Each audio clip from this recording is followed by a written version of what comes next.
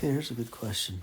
It says 50 grams of nitrogen gas is contained in a 3-liter container. So this is a volume, so 3.0 liter container. The gas has a pressure of 3 atmospheres on the container. If the pressure stays constant, so this will also be 3 atmospheres. What is the final amount of gas? So they want to know how many moles of gas are present if the volume is increased to 5 liters. Okay, so here they don't give me an initial amount of moles, but they do give me grams. And so I have this formula here that'll convert any mass that I have to moles.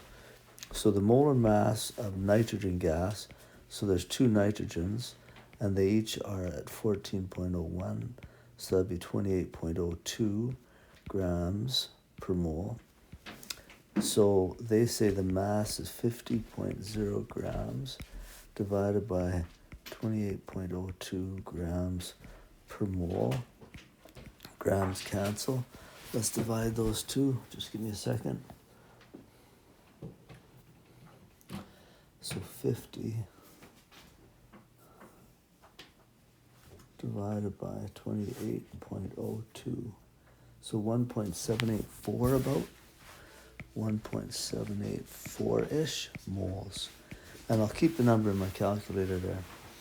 Okay, so then the pressure is the constant, so I don't use that. And same with the temperature, I don't use that. So I'm going to use volume and moles, and that is Avogadros' law. Okay, so Avogadros is V1 over N1 equals V2 over N2. So I'm looking for N2, so it's this cross, so N1 times V2 divided by the other thing, V1. So N1 is this number, 1.784 moles, times V2 is 5 liters, divided by V1 is 3 liters. Okay, so let me multiply that. So I have to take that number times by 5 divided by 3.